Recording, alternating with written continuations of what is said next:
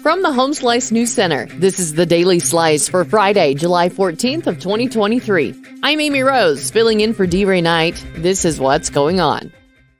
The Rapid City Legal and Finance Committee has passed through an ordinance that will reinstate runoff elections for the offices of mayor and council. In 2019, an amendment to the ordinance allowed the candidate with the highest number of votes to be elected, irrespective of whether they obtained a majority. However, concerns raised by citizens during the recent election led to the re-evaluation of the provision. Mayor Jason Salomon says he's committed to reinstating the 50% plus one rule that would lead to a runoff election between the two candidates with the highest number of votes if no majority is obtained. The council will take up first reading of the ordinance at its July 17th meeting. The grand opening for Rapid City's new Bocce Complex has been set for Tuesday, July 18th at 5 p.m. at 215 Mount Rushmore Road. Kevin Phillips has the details.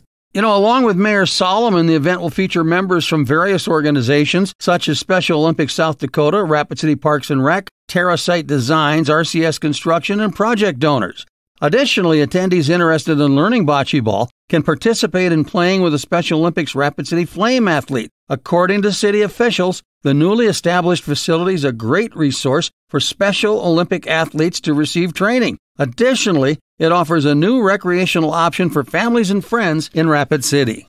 In national and international news, President Joe Biden concluded his European tour this week with a resolute declaration that Russian President Vladimir Putin has already suffered defeat in the ongoing war in Ukraine. During a press conference on Thursday, Biden emphasized the unwavering strength of the NATO alliance and asserted that there's no chance of Putin emerging victorious. The president confidently predicted that it would not be protracted, as Putin would eventually recognize that continuing the war is not in Russia's best interest due to the limited resources. In a separate development, the U.S. military confirmed the delivery of American cluster munitions to Ukraine. This decision made waves after Biden acknowledged last week that he had made a challenging choice to authorize their transfer, despite their prohibition in over 100 nations. Cluster munitions consist of canisters that scatter bomblets over a wide area, posing a risk to civilians, as some of these bomblets may fail to explode upon impact.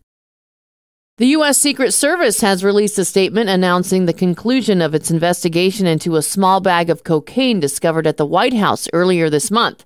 Kevin has the story.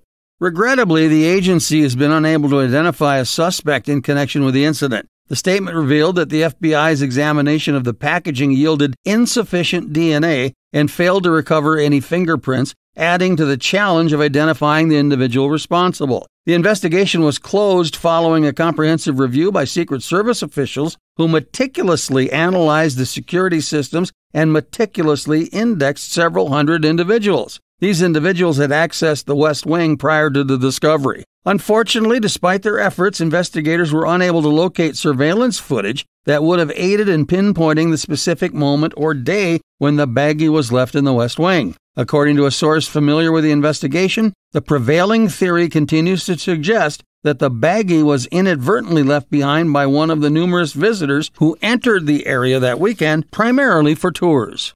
In a critical turn of events, the House made a decision on Thursday to adopt a series of contentious amendments proposed by conservative hardliners to a vital national defense bill. The fate of this legislation now hangs in the balance. The passage of these amendments, which delve into highly sensitive topics such as abortion policy, is anticipated to cost Democratic votes and potentially hinder the final approval of the bill unless House Republicans can rally substantial support for the measure.